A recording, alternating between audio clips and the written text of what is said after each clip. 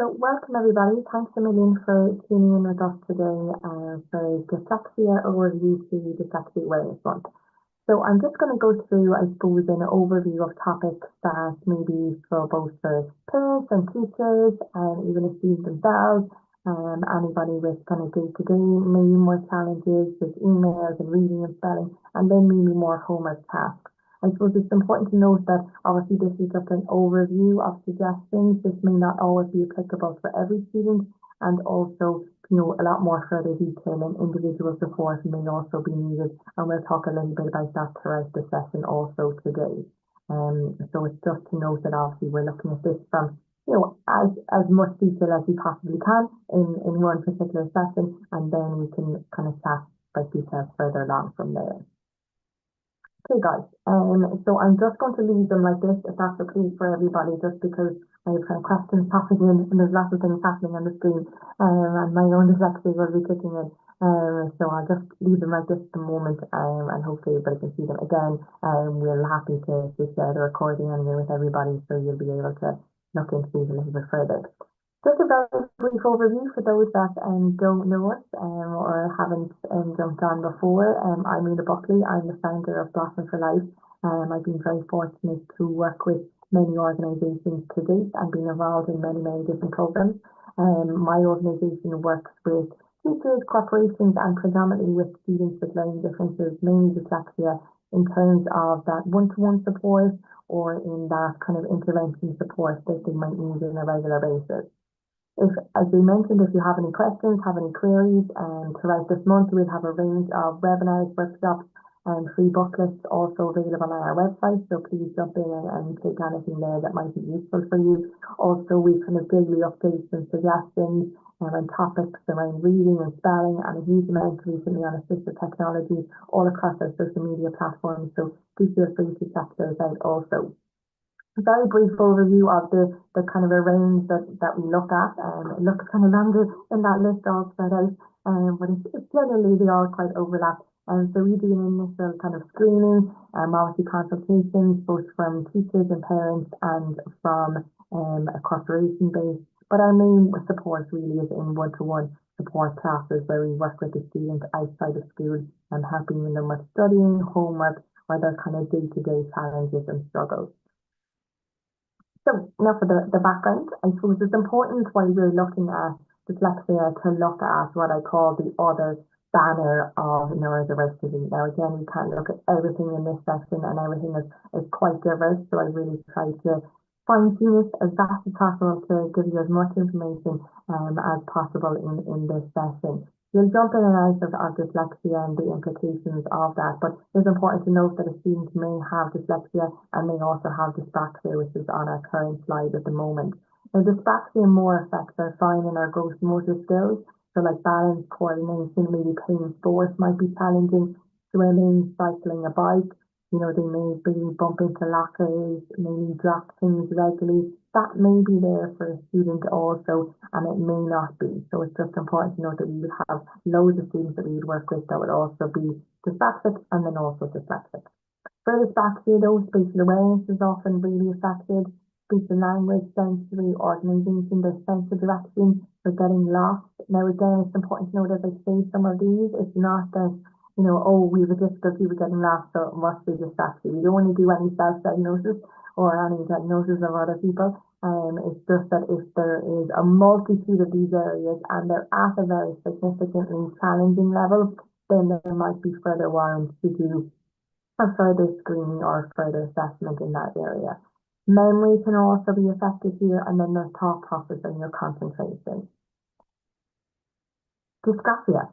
So dysgraphia, I myself have dysgraphia, and dysgraphia can be a challenging one, again, can overlap with dyslexia, and this will affect time really and with handwriting.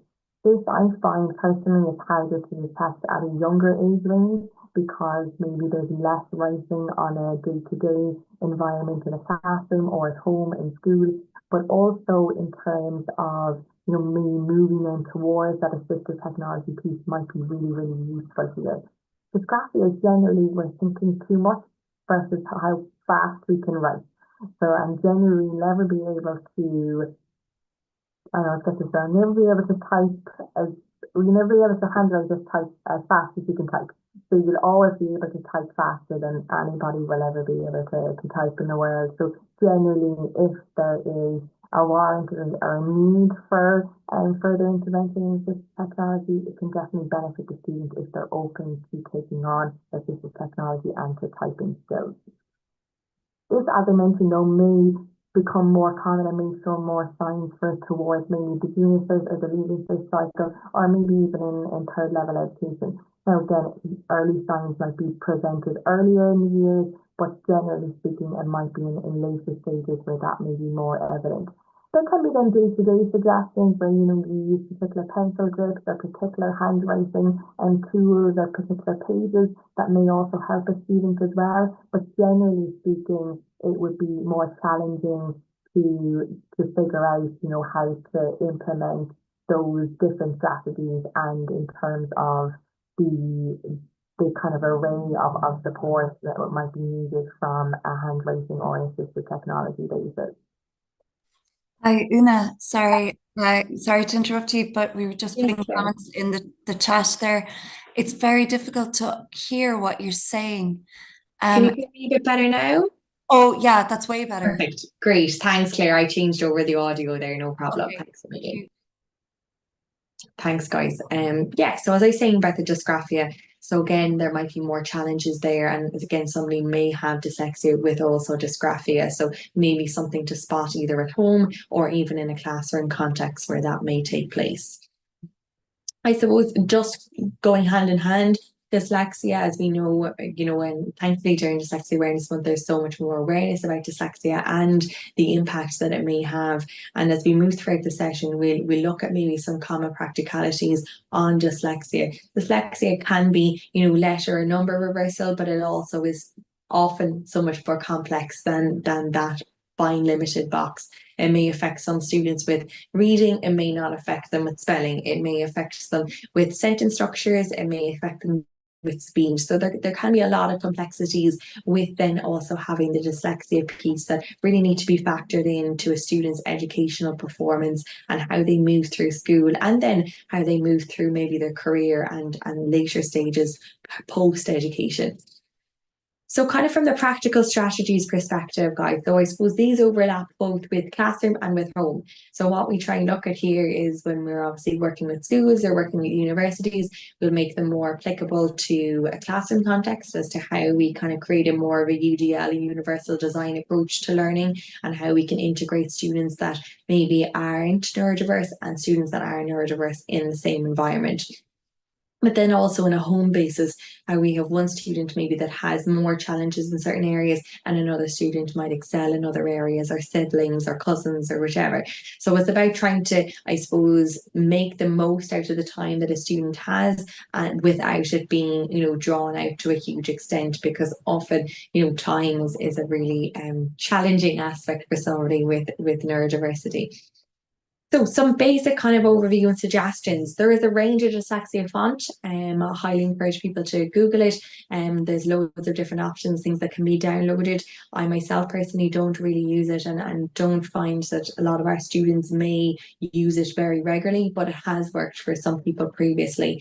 Or else going in and particularly picking out particular fonts in Word or in Microsoft Office can also be really great too, because maybe a student likes a particular structure of a handout or a printout that they may get from their teacher, or if they're drafting up their own version, or if they're drafting up an essay. Limiting white backgrounds, I kind of go on about this for a long time and many years. There's lots of research that shows that particular coloured backgrounds can really help students absorb and memorize information. Generally, there's a wide range of colours anymore, both in kind of a copybook format for primary school kids, but then also in an A4 format or refill pad for secondary school or for third level. So they're really easy accessible in all kind of stationery shops. So definitely they're handy to implement. Some students might use different colours for different ones. We don't want to kind of turn everything into the colours of the rainbow, but ideally, where possible, we want to limit that white background with the black or the blue text.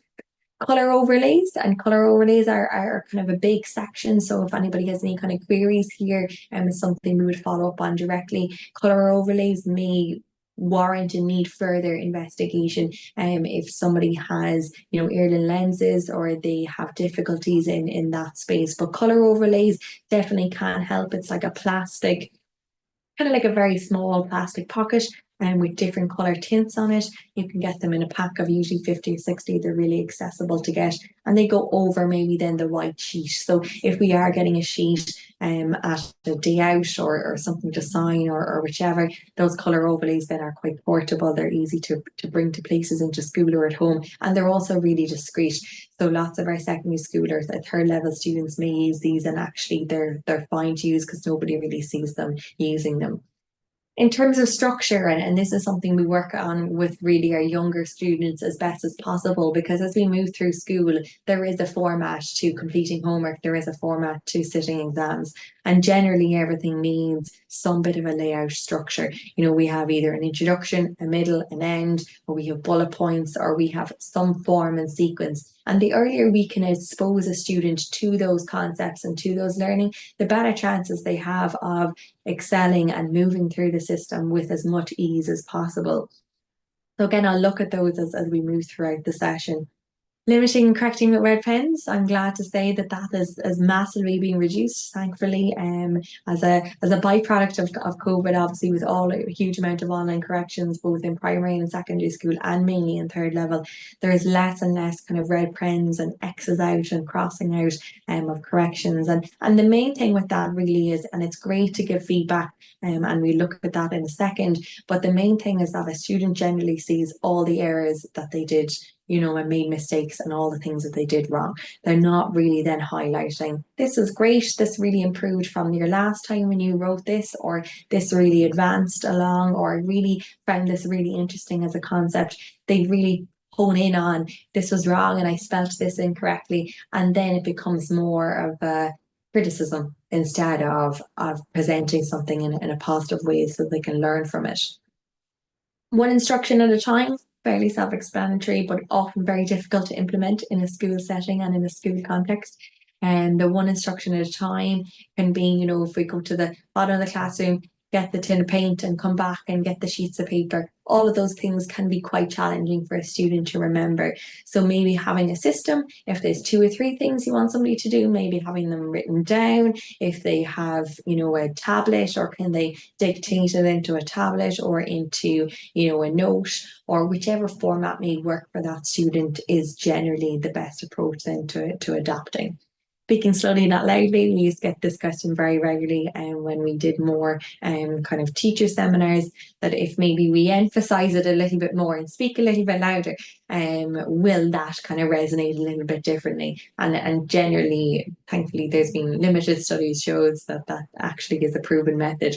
So we generally don't need to re-emphasize something. Obviously, as we know, students and children may have selective hearing at times, so that's a different section. But generally, for someone with neurodiversity difficulties, it doesn't really make any impact if we speak any louder at them.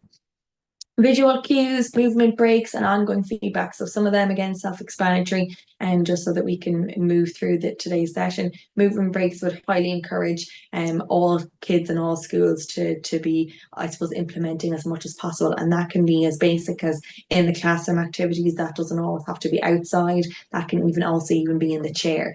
So those movement activities can really help stimulate the brain and stimulate memory connections that we would have. And the ongoing feedback then, which we briefly mentioned, for all age groups, all kids, all of us love aspects of feedback if it's positioned in a particular way. So things that we did well, things that we can improve upon, and things that we did well then as well to reinforce things.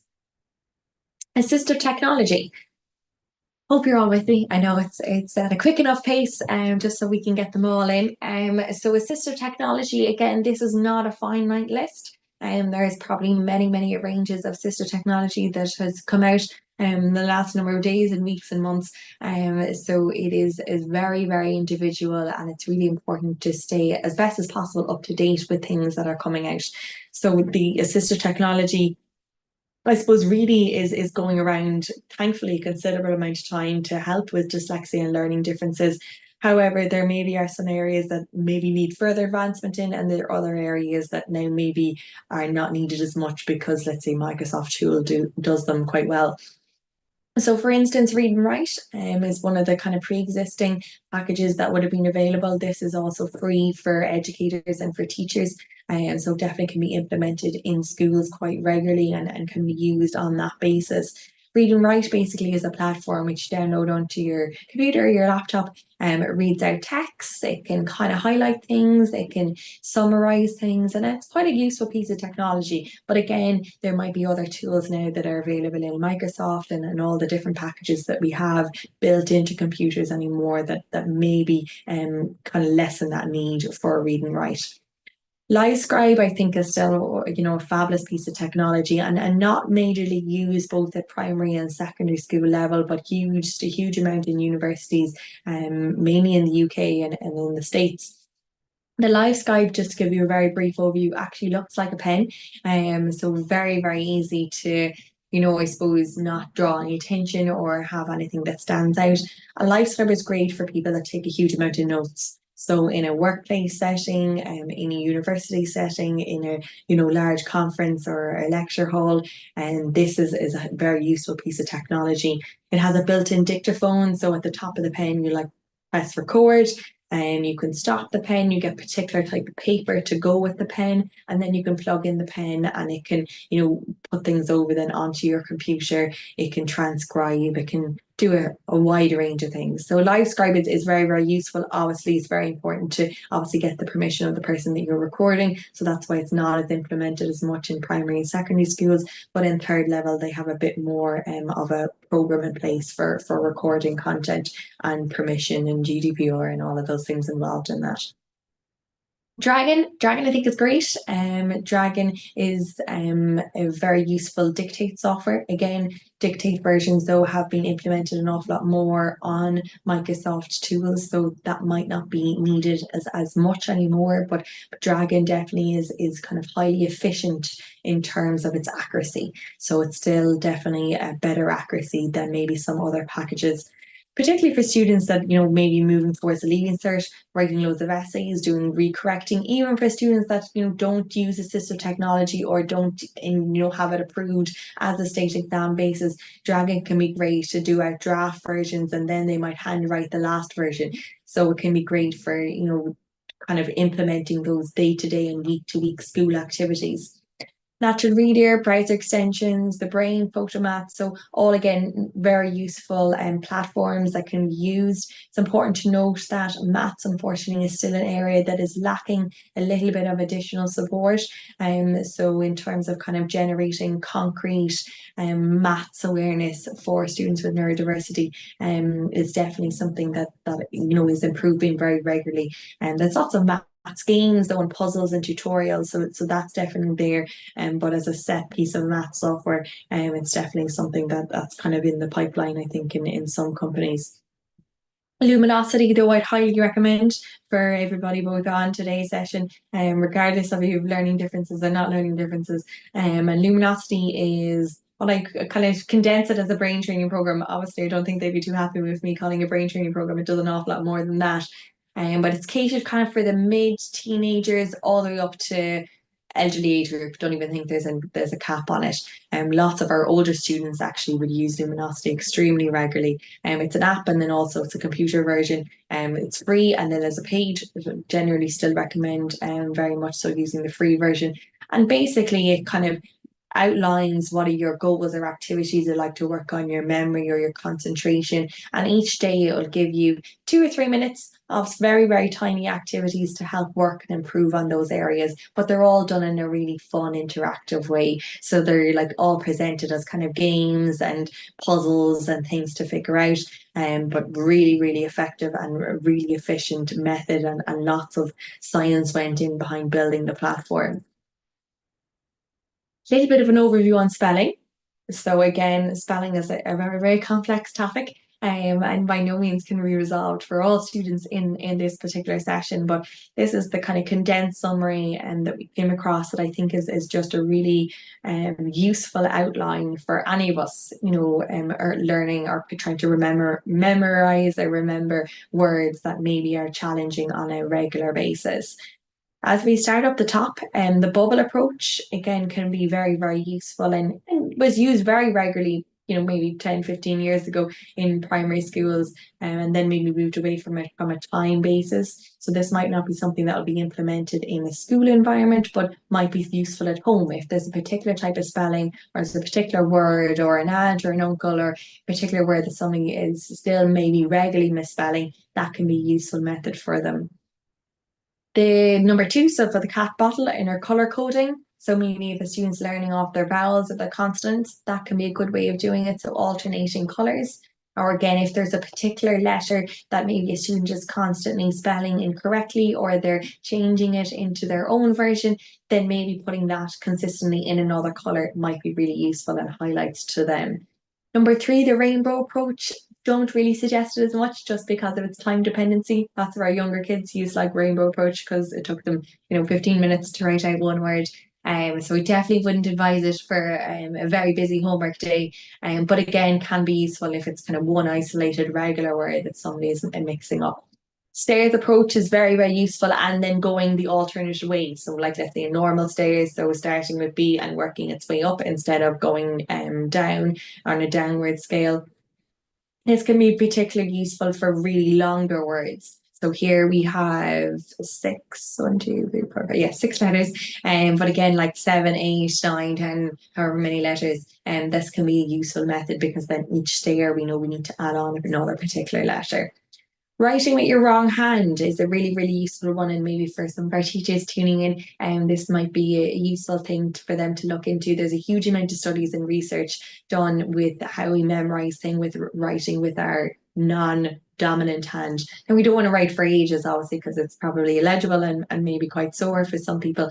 But there has been studies to proven that maybe students that have particular words that they consistently get wrong or find it difficult, and they start writing with their wrong hand just on those words, and they can remember it differently. So there's a lot of research happening in that area, particularly at the moment.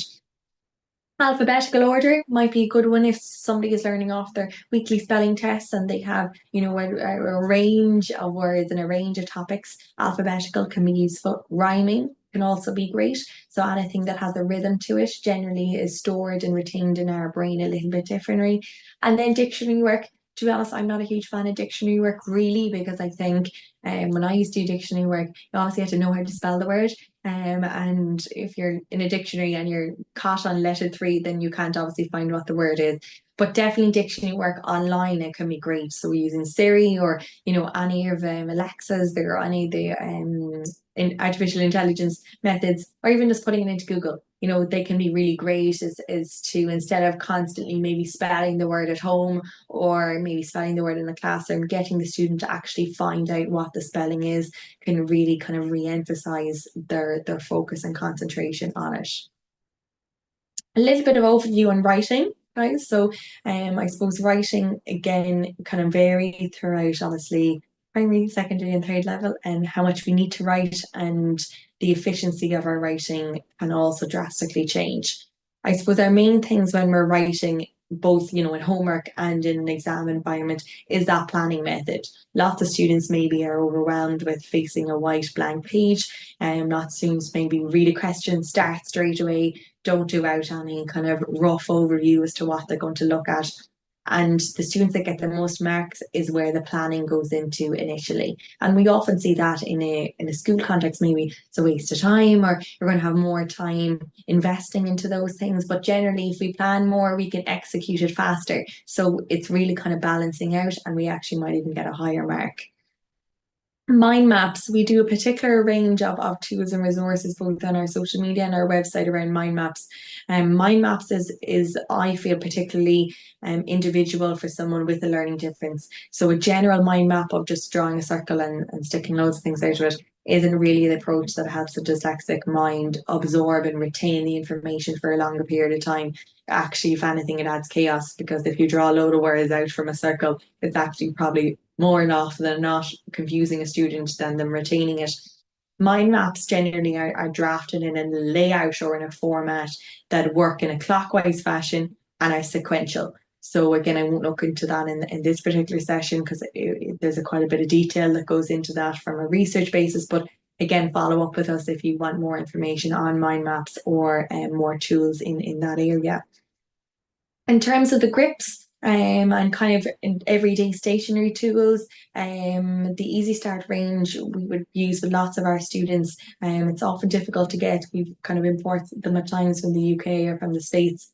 But there's a pen and a pencil version, and what they do is they help a student that maybe is holding a pen or a pencil incorrectly, and it might help them correct that level of handwriting. Now, again, this might be linked in with an OT side, so that may be further needed and further intervention and support.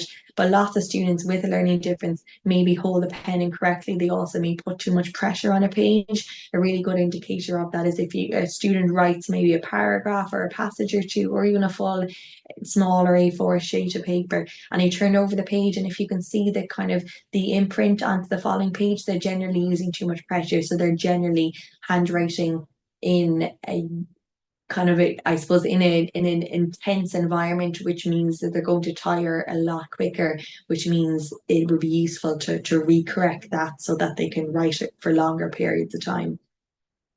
Coloured pages and lined pages, so it's emphasised there on the lined and the coloured. So where possible we want coloured, but kind of a must really we want lined. So often with younger students, they maybe want a blank piece of paper, or, you know, of course, perfectly fine for drawing and for illustration.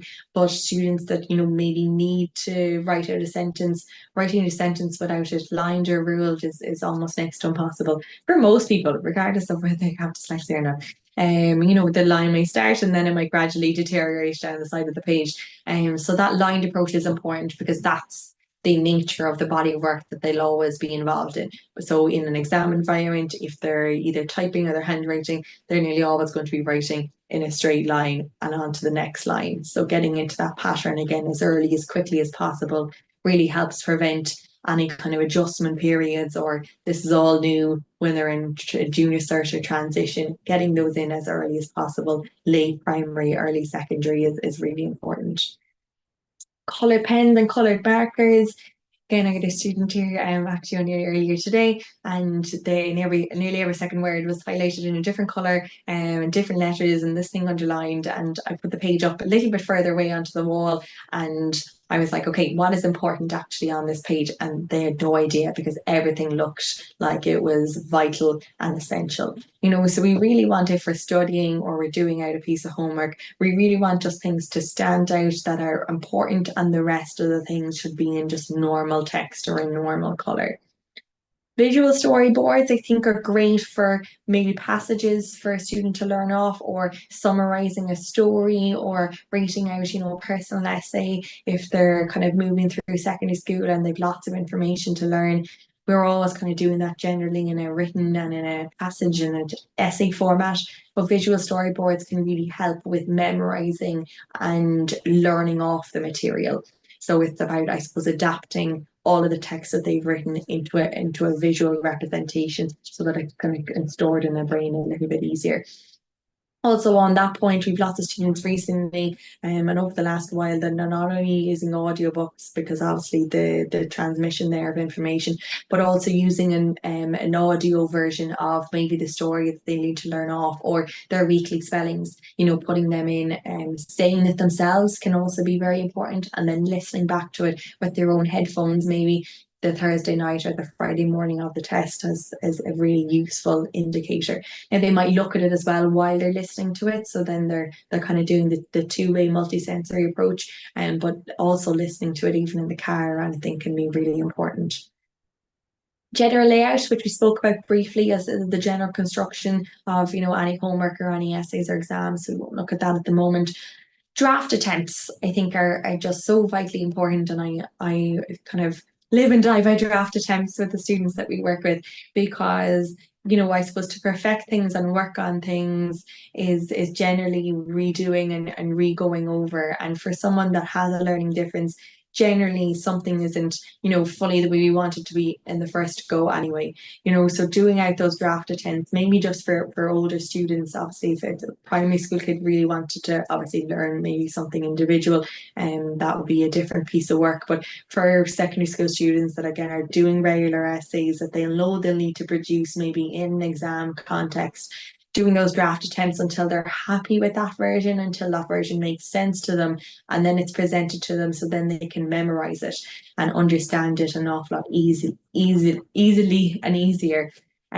Instead of just, okay, we just did the first version and everything's corrected and then it's just going into the folder, never looked at it again, and that's not a very useful use of their time initially.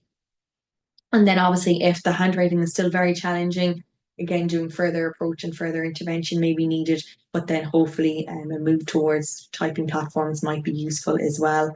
There's a wide range of typing platforms, again, not that we can all chat about today, but I suppose typing.com, Nessie for younger students, and there's a wide range of just day-to-day typing things as well is very important. It doesn't always have to be a platform or a program or a software. Typing out a shopping list, typing out what they maybe have to do for homework, just typing out those regular things, the more they can get used to it, the better. And to be honest, I would suggest this for nearly all students anyway across the board, because as we know, the working world is predominantly technology and typing and interface in terms of a technology screen. So any advancements that a student can have in that area is only going to benefit them also into the future, thankfully. Okay, just a little bit of an outline, and we'll look at just one or two brief sessions after this. So we do obviously, thankfully, a How to Help Dyslexia course, both for parents and for teachers. This is just a little bit of an overview of the module content that we look at. So I suppose do's and don'ts and definitions and some, I suppose, ongoing resources into the dyslexia space and into neurodiversity.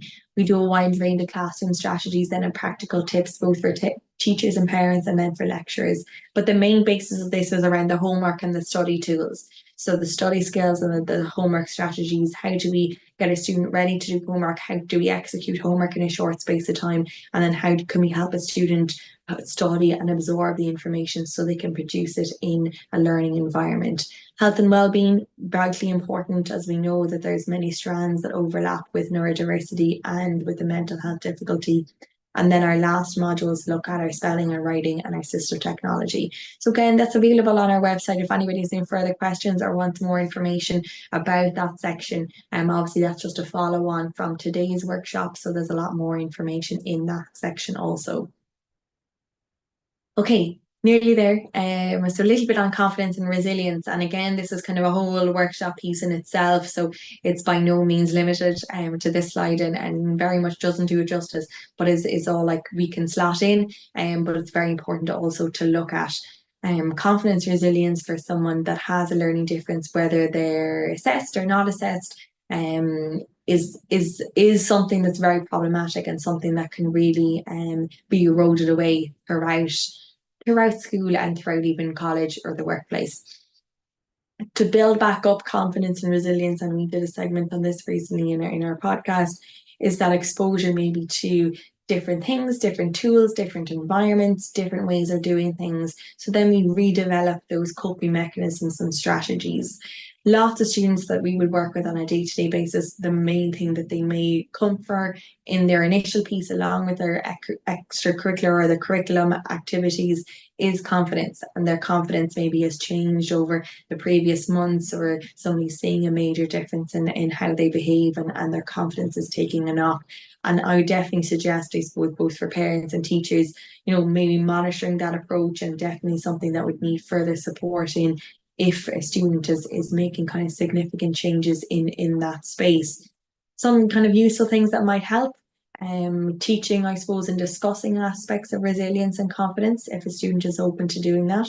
Very much so celebrating achievements, even the small wins, really, really important. The weekly spelling test or reading or finishing off a book, really, really vital, and not to be overshadowed by, monumental achievements, and really important to commemorate those small wins too.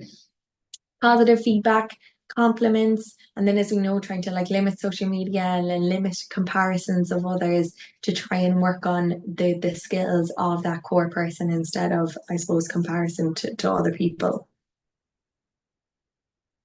Okay, guys, we've looked at as an overview of this, just put them in here again as a brief summary, just in case anybody missed them in the previous slide. So just kind of some ongoing tips and suggestions in there, but again, you'll have access to the recording that I'll be sending out, so feel free to take down any notes after that stage. What I will do is I will stop the recording at the moment, if that's okay with everybody.